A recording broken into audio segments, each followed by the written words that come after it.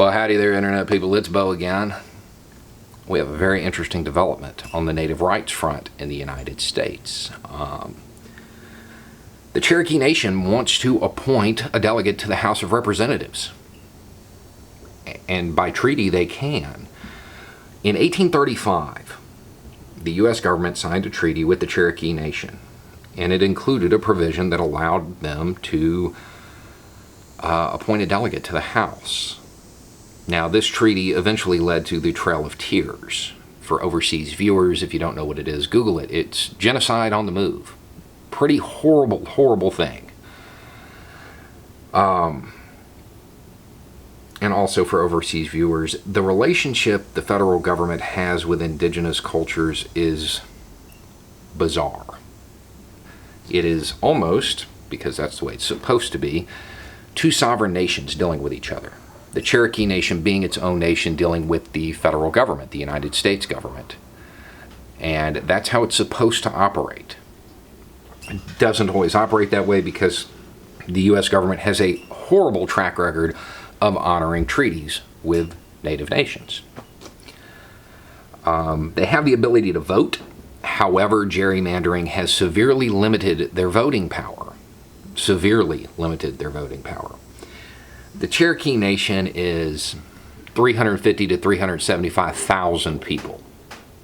It's a huge voting bloc. They're probably the largest native nation altogether. I know they're the largest federally recognized one. So how would this play out?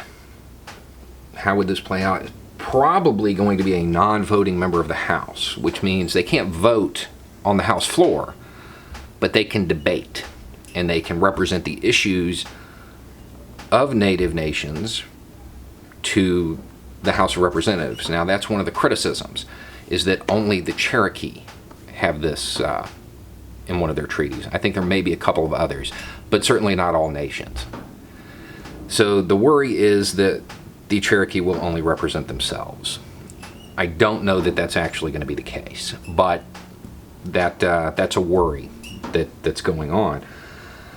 The most likely candidate to be sent up is Kimberly Teehee.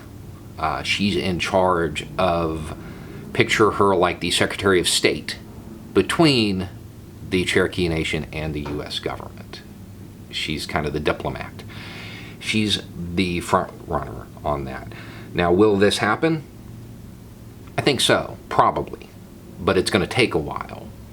But it's definitely worth the wait. If you have ever been to a Native Council meeting or watched natives debate, the idea of native interests being represented on the House floor is going to be great. It's going to make C-SPAN a whole lot more interesting.